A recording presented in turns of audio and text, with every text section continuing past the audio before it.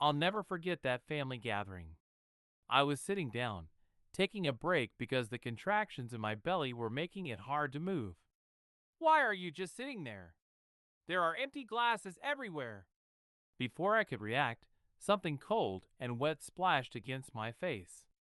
The sharp scent of champagne hit me instantly. My husband, Connor, had thrown his drink at me. Stop using your pregnancy as an excuse. You're still a wife. Act like one and do your job. Something inside me snapped. All right. If that's how he wanted to play it, I wasn't staying quiet anymore. I forced a sweet smile. Got it. I'll go tell Gloria the same thing. After all, she's your wife too, isn't she? Connor's face twisted in confusion. Ian, my brother, froze mid-conversation. What? Connor stammered, eyes darting between me and my brother. I stood up, brushing the champagne off my skin like it was nothing. Gloria, Connor says wives shouldn't be taking breaks. We should keep working, right? And just like that, all hell broke loose. My name's Flora, I'm 30 years old, and I have an older brother named Ian, 3 years older to be exact. We grew up watching our parents' marriage fall apart. Our father was the type who thought loyalty was optional, cheated on our mother, burned through money at nightclubs, and treated marriage like an inconvenience. The fights were constant. The house always felt like it was one slammed door away from falling apart. By the time I was in elementary school, they finally called it quits. Our father walked out, and Ian and I went with our mother. I was terrified. A new school, a broken home, and a dad who barely looked back. But Ian? He just put a hand on my shoulder and said, "From now on, I'll take care of you. You can count on me for anything." He was just a kid himself, but I still remember those words like they were yesterday. The three of us built a new life. Ian and I put ourselves through college on scholarships. He landed a job at a major construction firm, and I got hired at a cosmetics company, just like I'd always wanted. Things were finally looking stable. Then our mother got sick. By the time they caught it, it was already too late. She was gone within months. I fell apart at the funeral, but Ian just pulled me close and whispered, "It's gonna be okay. We have each other." That became my anchor. No matter what, I knew I had Ian. Even as we got older and started living separately, we'd meet up for dinners, talk about life. He was still the person I looked up to most in the world. Then, in my late 20s, I met Connor. It was one of those casual group dates a friend dragged me to.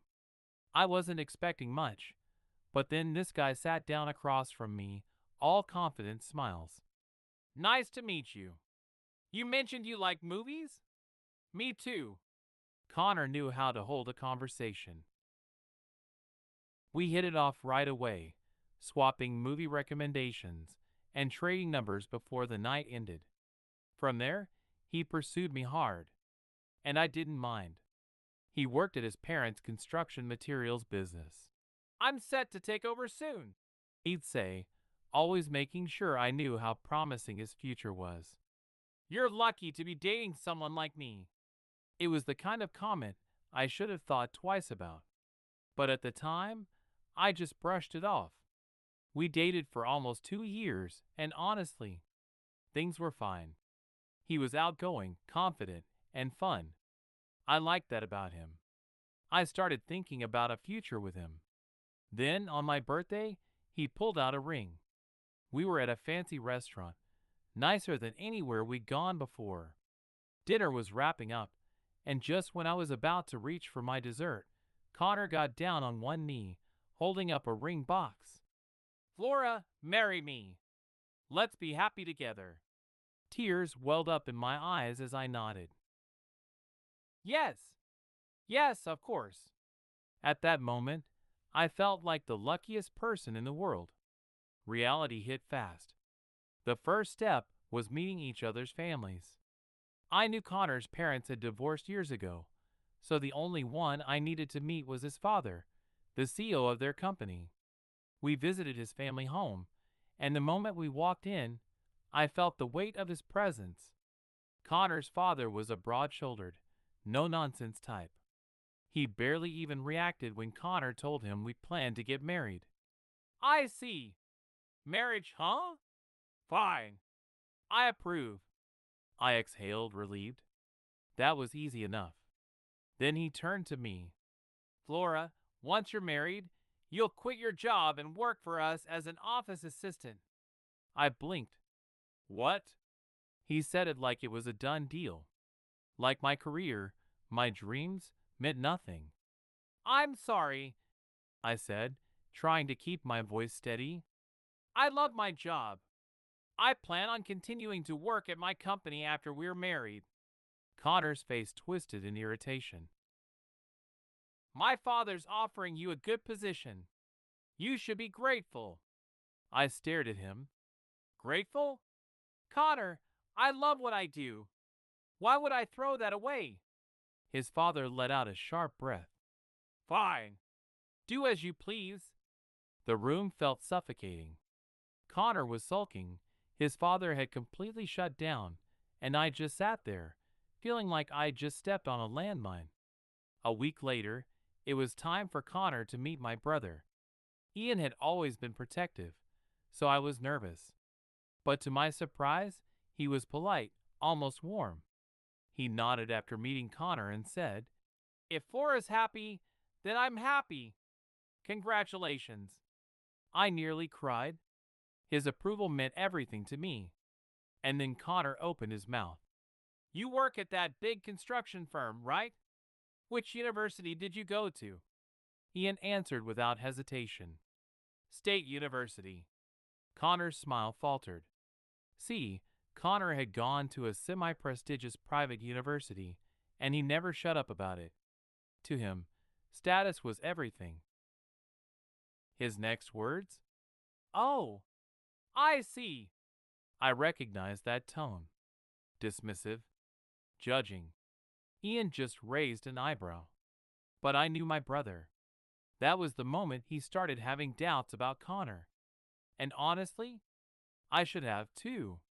Turns out Ian's university wasn't just good, it completely outranked Connor's in both reputation and academic standing. Connor's face twitched. Oh, Central University. Guess that was the only option since you had financial struggles, huh? Coming from a single mother household must have been rough. He leaned back, smirking. I had it easy. Private university, fully paid for by my parents. No stress at all. I sat there, stunned. He actually said that. Ian, ever composed, just gave a small nod. Can't say we didn't struggle. Connor's grin widened like he had won something. Later that night, as we wrapped up, Ian turned to him and said, Connor, Flora is my only sister. My only family. Make sure you take care of her. Connor gave him a lazy salute. Leave it to me. We got married, had the wedding, and moved into an apartment close to Connor's family home. I thought this was the start of my new life, something beautiful. I was wrong. From day one, Connor did nothing. Literally nothing. Dishes? Nope. Laundry? Forget it. Trash? He left it wherever he wanted. Even his dirty clothes? He'd just drop them on the floor like they'd magically clean themselves. Connor, this isn't your father's house. I work too. You need to do your part. He looked at me like I was speaking a foreign language. Sigh. We're married. Housework is the wife's job, right? I stared at him. That's outdated thinking. You need to learn how to take care of things too. No way. I work hard all day as the future CEO. I'm not coming home to do chores. It was like a switch flipped. The guy who was sweet and thoughtful while dating? Gone. I was married to a spoiled child. A year into our marriage, I got a text from Ian. Flora, I want you to meet someone. My future wife. I nearly dropped my phone. I didn't even know he was dating anyone. The day of the dinner, Connor and I arrived at the restaurant Ian had booked. Flora, this is Gloria. We're getting married. The woman beside him smiled and bowed slightly. She was beautiful, in that effortlessly elegant way that turned heads. Even I had to admit it, she had a kind of grace that was impossible to ignore. Nice to meet you. I'm Gloria. I glanced at Connor. He was staring. Hard. Apparently, Ian had met Gloria at a party. She worked as a receptionist at a department store, but planned to become a full-time housewife after marriage. Halfway through dinner, Gloria asked me, Flora, do you still work even though you're married? Before I could answer, Connor jumped in. Yeah, she does. My father even offered her a job at our company, but she refused. She's stubborn like that. Gloria smiled. Wow, your family runs a business? That's amazing. Connor puffed up. Of course. I'm the future CEO. I quickly changed the subject. So, Gloria, what do you do for work? She explained her job, then casually mentioned she planned to quit once she married Ian. Considering Ian's income, she probably wouldn't need to work. At the end of the night, I smiled at her and said, Please take care of Ian. As we left, Connor was unusually quiet. Then, out of nowhere, wow, Gloria is gorgeous. That's what you call a real beauty. I laughed. Yeah, she and Ian make a great couple. But suddenly, Connor clammed up. His mood completely shifted. He barely spoke the rest of the way home. At the time, I brushed it off. I shouldn't have. Not long after that, I started feeling sick. Went to the hospital, got the news. I was pregnant. I was so excited I could barely contain it. When I told Connor, I expected some kind of reaction. Instead, he barely looked up. Huh? I frowned. We're having a baby. I thought you'd be happier. Yeah. It's good news. He gave a weak nod, then immediately went back to scrolling through his phone. That's when it hit me. Ian was happier about my pregnancy than my own husband. Flora, that's amazing. Take care of yourself. Ian had said when I told him. Meanwhile, Connor couldn't even pretend to care. Then things got worse. Morning sickness hit me hard. Connor? He started staying out late more. Sometimes he wouldn't even come home sober. Connor, you've been drinking a lot lately. What are you doing every night? He barely glanced at me. It's work. I have to go to business dinners. Future CEO, remember? I'm busy. Busy. A real husband, the kind who actually gave a damn, would at least check in on his pregnant wife. Maybe bring home something she could eat. Connor never did. And then came the final straw. One night, my sickness was so bad that I had to take the day off work. I was in bed all day, barely able to move. Connor came home early for once. Hey, I'm home. Where's dinner? I groaned. I couldn't cook today. My morning sickness was really bad. Can you just heat something up or grab takeout? He looked at me like I had just spit in his face. You expect me to eat frozen food after working all day? What kind of wife does that? I pushed myself up on my elbows, exhausted. Connor, I'm sick. I don't care. Just get up and do your job. And that was it. That was the moment I knew. This wasn't love. This wasn't a marriage. I had married a selfish, entitled man who saw me as nothing more than a servant. And I was done playing that role. Connor yanked my arm.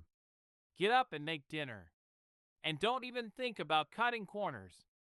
I was already nauseous, already exhausted. But none of that mattered to him. That night, I cooked his damn meal while trying not to throw up. Things only got worse. Connor barely spent weekends at home anymore. He came back late, sometimes drunk. And then, one night I caught it. Perfume. A sweet, familiar scent. One I'd smelled before. I knew what this meant. Husbands cheating while their wives were pregnant wasn't exactly rare. I didn't want to believe it, but I also wasn't stupid. So I did what any woman in my position would do. I hired a private investigator. By the time I hit 5 months, I found out we were having a boy. Connor barely reacted. "We're having a baby shower," he said. "My father's coming, so invite Ian and Gloria too.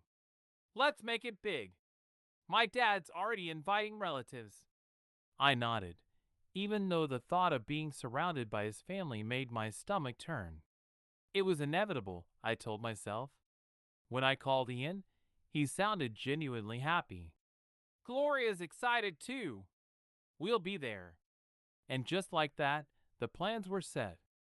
The day before the baby shower, an envelope arrived for me. I opened it, and my heart stopped. No way. No. This can't be real. The morning of the baby shower was a blur. I went through the motions, setting up decorations, arranging food. My father-in-law showed up, along with Ian and Gloria. But I wasn't thinking about them. My mind was stuck on that envelope. Relatives poured in, offering congratulations. Most of Connor's family worked for his father's company, decent, normal people. I forced a smile, kept myself busy handing out champagne, making sure everything ran smoothly. Ian noticed. "Are you okay? You shouldn't be moving around so much." I smiled. "I'm fine."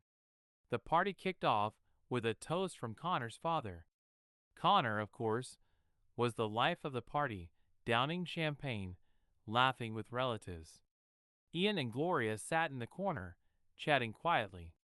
I wanted to go greet people. But then, a sharp pain. My stomach. Contractions. I took a deep breath, rubbed my belly. I just needed to sit for a moment, let it pass. Connor noticed. "Hey, what are you resting for? There are empty glasses." Then, cold champagne splashed across my face. The smell hit me instantly. Connor had thrown it at me. "Stop using your pregnancy as an excuse. You're a wife. Keep working." Something snapped. I wiped my face. Looked at him. "Oh, so that's how it is? Fine." I smiled sweetly. "All right then. I'll tell Gloria the same thing. She's your wife too, isn't she?" Silence. The entire room turned to look at us. Ian's head snapped up. "What?" Connor's drunken grin faltered. "Huh?" The guests shifted uncomfortably. Confused murmurs spread through the crowd. I stood up, walked over to Gloria and Ian. "Gloria, Connor says a wife shouldn't rest. You should keep working. Come on, let's work together." Gloria's smile froze. Her eyes darted to Ian. Ian frowned. "Gloria, what are you talking about?" I turned to him. "Gloria is Connor's wife, isn't she? She should be working too." Ian stared at me like I'd lost my mind. "Flora, explain. Now!" Connor rushed over. "Ian, Gloria, I'm sorry." She's just confused. Pregnancy hormones, you know? Women get emotional. He reached for my arm. I yanked it away. "No, Connor. The only one who's lost it is you." I turned back to Gloria. "Come on, stand up. Time to work." She flinched. Then she turned to Ian, pouting. "Your sister's acting crazy. She's saying weird things." How rude. Ian's expression darkened. He looked at me. Really looked at me. "Flora, you're serious, aren't you?" I nodded. "Connor's been coming home late. One night, I smelled perfume on him. It was Gloria's perfume." Gloria let out a sharp laugh. That's it? That's what you're basing this on? You think Connor and I are involved because of some perfume? Anyone can buy that perfume. Connor scoffed. Exactly. Flora, you're embarrassing yourself. Apologize to Gloria. And stop making a scene. Everyone's watching. He reached for my arm again. I smiled. You know, Connor, I have evidence too. I walked to my bag, grabbed the envelope, dumped the photos right in front of him. Pictures. Connor and Gloria having dinner, holding hands, whispering in each other's ears. Gloria resting her head on his shoulder. Proof. Concrete. Undeniable. Ian's face drained of color. Gloria froze. Connor's jaw clenched. And in that moment, I knew everything was about to fall apart. For them. Not for me. Connor scrambled to grab the scattered photos off the floor, but Ian got there first. He picked one up, stared at it. It was the one of Connor and Gloria leaving a hotel, arms linked like a couple. What is this? Ian's voice was dangerously low. I turned to Gloria, watching the color drain from her face. Did you really think I accused you just over perfume? I pulled out another paper from the envelope. I hired a private investigator. And guess what, Gloria? You are just some random fling. Connor called you his wife. She didn't say a word. I smiled coldly. And you, Gloria? You seemed pretty damn happy about it. Connor kept scrambling, trying to grab the rest of the evidence, but Ian held firm. I met his eyes. I only got these results yesterday. At first, I wanted to handle this quietly. I didn't want to hurt you. I thought I could make them break things off without you ever knowing. But when Connor threw champagne at me and humiliated me in front of everyone, I couldn't stay quiet anymore. I inhaled sharply, my chest tightening. Ian, I'm so sorry. And that was it. I broke. Tears came, and I couldn't stop them. But Ian? Ian didn't waver. He put his hand on my head like he used to when we were kids. Flora, this must have been hell for you. Thank you for telling me. His voice was calm, steady. And that's when I lost it completely, sobbing into my hands. Then he turned to Gloria. Now explain. Were you sleeping with this man behind my back? Gloria panicked. No, Ian. It's not what it looks like. Ian held up the picture. Not what it looks like. These are real photos, Gloria. Explain. She fumbled, voice shaking. I ran into Connor before Flora got pregnant. He asked for my number, and we went out for drinks. Ian's jaw clenched. And then? Silence. Gloria wouldn't look at him. Connor was the one who broke first. He scoffed and looked at me like I was something stuck to his shoe. You want to know why? Because Gloria is prettier than you, and she doesn't nag me about housework.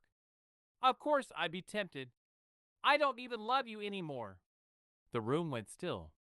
My whole body burned. You're saying this to your pregnant wife? Connor just shrugged. Whatever. I don't care. I never wanted this kid anyway. Let's just get the divorce over with. I laughed. Because this was just pathetic. Trying to act tough now? I tilted my head. Fine. Go ahead. Divorce me. But you better be ready for the fallout. Connor smirked and turned to Ian, eyes full of mock sympathy. Guess I'm taking your wife, man. Then, right in front of us, he pulled Gloria to his side, held her close. That's fine, isn't it, Gloria? Gloria hesitated, just for a second. Then she smiled. Yeah, I don't mind divorcing Ian. Ian didn't move. He didn't even flinch. Gloria went on. I mean, sure, Ian's company is big, but he's just an employee. Connor's gonna be a CO. Maybe he's the better choice. I felt like I was watching a nightmare unfold. But before I could speak, Connor's father chimed in. That's excellent. I snapped my head toward him. I prefer a beautiful woman like Gloria over this plain girl with no parents. I went rigid. His eyes held nothing but disgust. You wouldn't even work for us when I offered you a job. You're useless as a wife. And Connor's right. Gloria is much better. Prettier too. Gloria beamed. Thank you, sir. I felt sick. Connor grinned, looking at his father like he'd just won a prize. See? Dad approves. So it's settled. We divorce. Ian and Gloria divorce. Then Gloria and I get married. Happy ending for everyone. Connor turned to Ian, smirking. Sorry for stealing your wife, brochure. Maybe you've got the fancy degree, but I guess I'm still the better man. Gloria leaned against him. They looked like a match made in hell. And Ian? Ian was trembling. His head was down. His hands were clenched into fists. Ian? I whispered. Slowly, he lifted his head. And his face. I'd never seen him look like that before. He turned to Gloria. I see. Now I understand. Gloria crossed her arms. Good. So just accept it, and we're done. Gloria blinked. What? We're getting divorced. I have nothing to say to you. And then he turned to Connor's father. And you? Ian's voice was quiet, but lethal. You've insulted my sister. You've insulted my family. You think you can just walk away from this? Connor's father sneered. What can you do? Take your pathetic sister and get out of here. Ian took a slow step forward, eyes locked on Connor. You slept with my wife. You humiliated my sister. And you betrayed your own child. Connor's smirk faltered. You will face the consequences. And for the first time all night, Connor looked scared. Connor scoffed, arms crossed, his arrogance still intact. Like I said, what can you do? Must be humiliating to have your wife stolen. Quit the big talk, it's pathetic. Then, as if on cue, Connor, his father, and Gloria all burst into laughter. Get out of here, losers. We're about to celebrate my new wife. Ian barely even reacted. He turned to me. Flora, let's go. These people aren't worth our time. Without another word, we walked out. The murmurs of the stunned relatives followed us all the way to the door. Outside, as we walked together, Ian glanced at me. How's your belly? Are you okay? I nodded, wiping away fresh tears. I'm fine. But Ian, I'm so frustrated. Ian gave me a small smile. But his eyes? They burned with quiet fury. Oh, don't worry, Flora. This isn't over. We're sending them all to hell. And I believed him. That night, Ian took me to a restaurant. Order whatever you want, he told me, stepping away to take a phone call. I didn't know who he was talking to, but when he came back, he was grinning. Now things get interesting. I had no idea what he meant. I just ate, trying to calm the storm in my chest. Then my phone rang. Connor. I ignored it. It rang again. And again. Ian sighed, grabbed my phone, and answered. He listened for a moment, then hung up. Flora, we're going back to his house. I blinked. What? Why? Just come with me.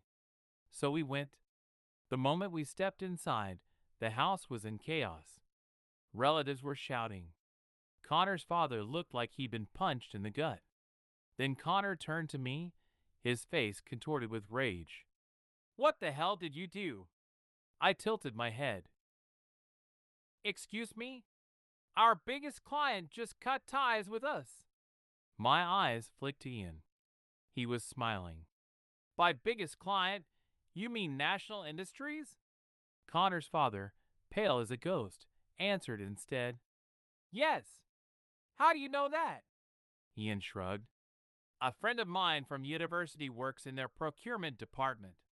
He mentioned doing business with your company, so I vouched for you. Told him you were my in-laws. But now? Ian smirked. Well, I updated him on recent events. No need to hold back anymore, right? One of the relatives gasped. If we lose national industries, we won't survive. The panic spread like wildfire. Connor's father clutched his head, looking like he might faint. Then Ian casually dropped another bomb. Oh, by the way, a work acquaintance of mine is starting a materials company nearby. If any of you cut ties with Connor and his father, I can introduce you. The room went silent. Then, one by one, the relatives turned their backs on Connor. We'll cut ties. We've had enough of them. They're the worst kind of people. Connor's father snapped. You traitors! You're just abandoning us. One of the men turned around. Your company was a sinking ship anyway. And after tonight, who the hell would follow someone like Connor as CO? Connor's father slumped in his seat. He had nothing left to say. Connor, however, wasn't done yet. Dad, what's gonna happen to the company? His voice was shaking now. National Industries is gone. Employees are quitting. What do we do? I smiled sweetly. You don't do anything, Connor. It's over. Your company is going to collapse. Damn it! Connor turned to me, his face twisted with rage. If your brother hadn't interfered, he lunged at me. I instinctively covered my belly.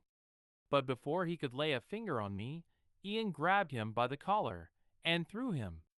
Connor hit the ground hard, rolling onto his back, staring at the ceiling in shock. Ian dusted his hands off. Self-defense. Don't take it personally. The room was dead silent. Gloria, hysterical, turned on Connor. Connor, you said you were going to be CO. You promised. What's happening? Connor was still dazed. Couldn't even respond. Then Gloria turned to Ian. Ian, I was wrong. Ian blinked. Gloria's voice turned sickly sweet. The one I really love is you. Earlier was just a moment of confusion. We're not really getting divorced, right? She reached for his arm. Ian jerked away like she was diseased. Don't touch me. It's disgusting. My lawyer will contact you about alimony. Gloria's face twisted. No, this isn't how it's supposed to be. She collapsed onto the floor, sobbing. Ian didn't even spare her another glance. Come on, Flora. Let's go for real this time. I nodded. Then something grabbed my ankle. I looked down. Connor. He was still on the floor, unable to stand. Flora, please. His voice was hoarse. I'm sorry. I apologize. Just start over with me. I stared. I don't know what to do if my dad's company is gone. You work at a big company, right? Take care of me. I'll cherish our child, too. We can be a family again. He was begging. He had nothing left, and I felt absolutely nothing for him. Don't be ridiculous. My voice was sharp. You and I are getting divorced. You will pay for your affair. You will pay child support. And I never want to see you again. Connor screamed, tried to lunge at me again, but the remaining relatives held him back. This time, when Ian and I walked out of that house, we never looked back. Aftermath, Ian and I finalized our divorces. He demanded alimony from Gloria. She had no savings, so her parents had to cover it. They were strict people, dragged her back to their rural home, where she now works under their supervision to repay them. Of course, I also sued Gloria. As for Connor's father, the company collapsed. Fast. It turned out they had already been struggling National Industries pulling out was just the final nail in the coffin. With no money, no allies, and no future, Connor's father became a shut-in. Connor? I took him for everything I could. Alimony, child support. He had nothing left, took out loans, and now spends his days drowning in debt while caring for his father. Good. I moved near Ian's house, and months later, I gave birth. Ian was overjoyed, treating my child like his own. I asked him to be the godfather, and he accepted without hesitation. Now, I'm raising my child, working hard, living a peaceful, happy life. And most importantly, I finally have a family that actually cares.